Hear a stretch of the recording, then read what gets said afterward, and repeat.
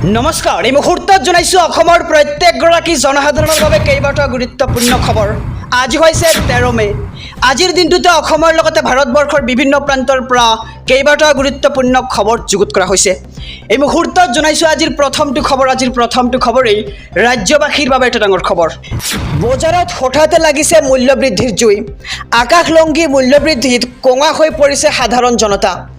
বজাৰলৈ যাবলৈ হ'লে এতিয়া 100 মান ভাবি চাওক আপুনি, কিয়নো পকেটত 1000 টকা নিলেও ভৰাই আনিব নোৱাৰিব মোনা। আৰু বজাৰ কৰিবলৈ গৈ মূৰে কপালে হাত দিবলগীয়া অৱস্থা এইবাৰ সাধাৰণ ৰাইজৰ। আৰু বৃদ্ধি পালে প্ৰায় প্ৰতিবিধ অত্যাৱশ্যকীয় সামগ্ৰীৰ মূল্য। চাউল, দাইল, শাক পাচলিকে ধৰি সকলো সামগ্ৰীৰ দাম বৃদ্ধি হৈছে।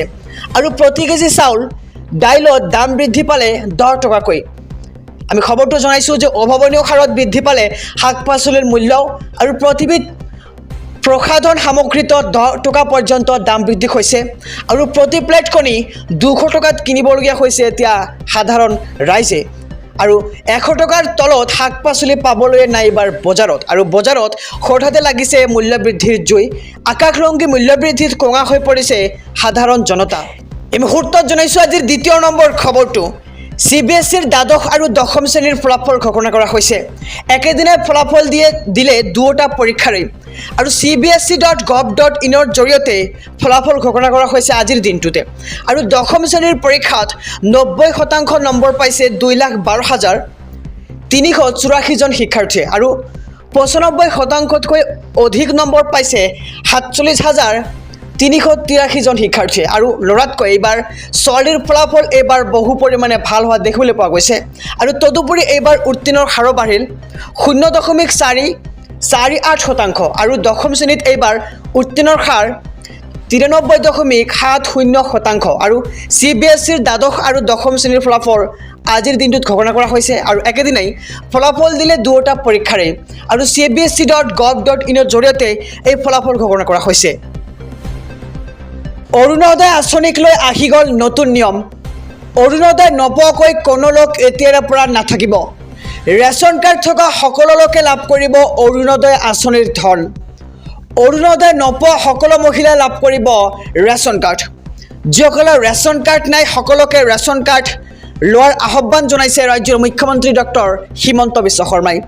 আৰু আগন্তুক 15 আগষ্টৰ পূৰ্বে ৰেচন কাৰ্ড থকা সকলো লোকে লাভ কৰিব অৰুণোদয় আঁচনিৰ সুবিধা। লগতে লাখপতি বাইদেউ আঁচনিৰ মহিলাসকলৰ বাবেও ভাল খবৰ আহি পৰিছে। খবৰটো হৈছে যে 15 আগষ্টৰ পূৰ্বে লাখপতি বাইদেউৰ আঁচনিৰ ধন লাভ কৰিব বেংক একাউণ্টত।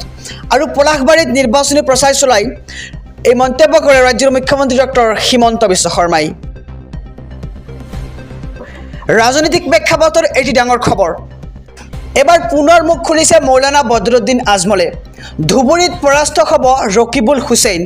আৰু চতুৰ্থবাৰৰ বাবে সাংসদ হ'ব মৌলানা বদৰুদ্দিন আজমল। আৰু আজমলে এতিয়াই প্ৰকাশ কৰিলে কৰ্মৰ তালিকাখন। আজমল জয়ী হ'লে ঘৰে ঘৰে চৰে চৰে যাব শিক্ষাৰ প্ৰখৰ। আৰু গৰাখহনীয়াৰ স্থায়ী প্ৰতিৰোধৰ ব্যৱস্থা কৰিব মৌলানা বদৰুদ্দিন আজমলে। আৰু ধুবুৰীত নতুনকৈ স্থাপন কৰা হ'ব বিশেষ উদ্যোগ। ৰাজনৈতিক প্ৰেক্ষাপটৰ এটি ডাঙৰ খবৰ। কেৱল দিল্লীয়ে নহয়, এইবাৰ সমগ্ৰ দেশৰ জনতাক দিব 200 ইউনিট ফ্ৰী বিজুলী, 2 কোটি চাকৰি, লগতে দেশক দিলে 10টা গেৰেণ্টি। আৰু এই গেৰেণ্টি কাৰ আমি সবিশেষ জনাম। এই গেৰেণ্টি হৈছে দিল্লীৰ মুখ্যমন্ত্ৰী অৰবিন্দ কেজৰিৱালৰ। দিল্লীৰ মুখ্যমন্ত্ৰী অৰবিন্দ কেজৰিৱালে তিহাৰ জেলৰ পৰা ওলাই অহাৰ পিছৰে পৰা ধাৰাবাহিকভাৱে প্ৰধানমন্ত্ৰী মোদীক আক্ৰমণ কৰি আহিছে। আজি দেওবাৰ অৰ্থাৎ 12 মে তাৰিখে পুনৰবাৰ সংবাদমেল অনুষ্ঠিত কৰি প্ৰধানমন্ত্ৰীৰ নিশ্চয়তা সন্দৰ্ভত কেন্দ্ৰীয় চৰকাৰক লক্ষ্য কৰি লয়। ইয়াৰ লগে লগে কেজৰিৱালে দেশক 10টা গেৰেণ্টি দিয়ে। আৰু ভাৰতীয় মিত্ৰজোঁটৰ চৰকাৰ গঠন হ'লেই এই নিশ্চয়তাসমূহ পূৰণ হ'ব বুলি তেওঁ উল্লেখ কৰে। আৰু কেজৰিৱালে কয় যে যোৱা 10 বছৰত নৰেন্দ্ৰ মোদীয়ে মুদ্ৰাস্ফীতি হ্ৰাস কৰা, প্ৰতি বছৰে 2 কোটি চাকৰিৰ ব্যৱস্থা কৰা, আৰু কৃষকৰ আয় দুগুণ কৰাকে ধৰি বহু নিশ্চয়তা দিছিল যদিও আজিলৈকে এটাও নিশ্চয়তা পূৰণ কৰা হোৱা নাই। আৰু একে সময়তে দিল্লী আৰু পাঞ্জাৱৰ নিৰ্বাচনত বিনামূলীয়া বিদ্যুৎ, পানী আৰু ভাল স্কুল, চিকিৎসালয়ৰ নিশ্চয়তা দিছিলেও যিটো মই পূৰণ কৰিবলৈ সক্ষম হৈছে। এই মন্তব্য হৈছে দিল্লীৰ মুখ্যমন্ত্ৰী অৰবিন্দ কেজৰিৱালৰ। আৰু কেজৰিৱালে কয় যে আমি বিনামূলীয়া বিদ্যুতৰ নিশ্চয়তা দিলোঁ, উৎকৃষ্ট বিদ্যালয়ৰ নিশ্চয়তা দিলোঁ আৰু মহল্লা ক্লিনিক খোলাৰ প্ৰতিশ্ৰুতি দিলোঁ। আমি নিশ্চয়তা দিয়া সকলো কাম কৰিলোঁ আৰু ৭৫ বছৰ বয়সত অৱসৰ লোৱাৰ বাবে PM মোদীৰ নিশ্চয়তা কোনে পূৰণ কৰিব সেয়া জানিব পৰা হোৱা নাই।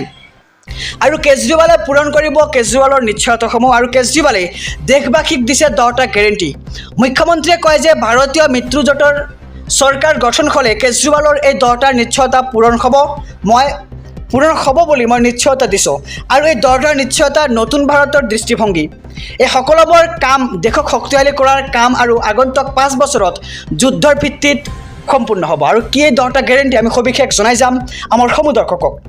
এই 10টা নিশ্চয়তা দেশক দিয়ে। প্ৰথমটো নিশ্চয়তা হৈছে বিনামূলীয়া বিদ্যুতৰ নিশ্চয়তা। ইয়াতে কোৱা হৈছে যে সমগ্ৰ দেশতে 24 ঘণ্টীয়া বিদ্যুৎ যোগান ধৰা হ'ব আৰু ক'তো বিদ্যুৎ কৰ্তন নহ'ব। সমগ্ৰ দেশৰ দৰিদ্ৰ লোকক বিনামূলীয়া বিদ্যুৎ প্ৰদান কৰিব কেজৰিৱাল চৰকাৰে। দ্বিতীয়টো নিশ্চয়তা উন্নত শিক্ষাৰ নিশ্চয়তা। প্ৰতিখন গাঁৱত আৰু প্ৰতিখন স্থানীয় অঞ্চলত উৎকৃষ্ট চৰকাৰী বিদ্যালয় নিৰ্মাণ কৰা হ'ব আৰু এই দেশত জন্ম লোৱা প্ৰতিটো শিশুক ভাল আৰু বিনামূলীয়া শিক্ষাৰ ব্যৱস্থা কৰা হ'ব।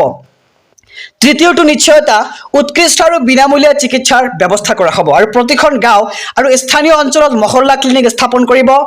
প্ৰতিখন জিলাতে উৎকৃষ্ট চৰকাৰী চিকিৎসালয় নিৰ্মাণ কৰা হ'ব আৰু আমি দেশৰ প্ৰতিজন ব্যক্তিৰ বাবে উৎকৃষ্ট আৰু বিনামূলীয়া চিকিৎসাৰ ব্যৱস্থা কৰিম বুলি কেজৰিৱালে উল্লেখ কৰে।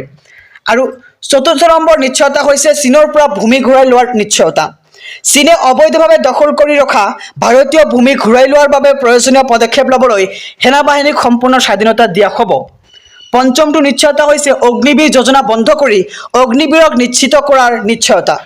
অগ্নিবীৰ যোজনা বন্ধ কৰি সকলো সামৰিক নিযুক্তি পূৰণ প্ৰক্ৰিয়া অনুযায়ী কৰা হ'ব আৰু এতিয়ালৈকে নিযুক্তি পোৱা সকলো অগ্নিবীৰক নিশ্চিত কৰা হ'ব। 6 নম্বৰ নিশ্চয়তা হৈছে কৃষকৰ বাবে নিশ্চয়তা। স্বামীনাথন আয়োগৰ মতে সকলো শস্যৰ ওপৰত MSP নিৰ্ধাৰণ কৰা হ'ব আৰু তেওঁলোকে নিজৰ শস্য সম্পূৰ্ণ বিনামূলীয়া লাভ কৰিব। 7 নম্বৰ নিশ্চয়তা হৈছে দিল্লীৰ বাবে সম্পূৰ্ণ ৰাজ্যৰ নিশ্চয়তা। পূৰণ হ'ব বহুদিনীয়া সপোন আৰু দিল্লীক সম্পূৰ্ণ ৰাজ্যৰ মৰ্যাদা দিয়া হ'ব। 8 নম্বৰ নিশ্চয়তা নিয়োগৰ নিশ্চয়তা।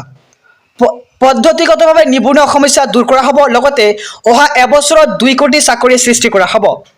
আৰু 9 নম্বৰ নিশ্চয়তা হৈছে দুৰ্নীতিৰ পৰা মুক্তিৰ নিশ্চয়তা।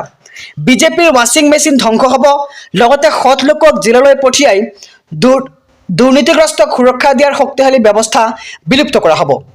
আৰু দিল্লী আৰু পাঞ্জাৱৰ দৰে দুৰ্নীতিক প্ৰকৃত অৰ্থত আক্ৰমণ কৰা হ'ব। আৰু শেষৰ যিটো নিশ্চয়তা সেইটো নিশ্চয়তা হৈছে ব্যৱসায়িক মুক্ত বাণিজ্যৰ নিশ্চয়তা। GST সৰল কৰা হ'ব আৰু আমি এনে এক ব্যৱস্থা কৰিম যাৰ দ্বাৰা ব্যৱসায়ীসকলে মুক্তভাৱে ব্যৱসায় কৰিব পাৰিব আৰু PMLAৰ পৰা উলিয়াব GST।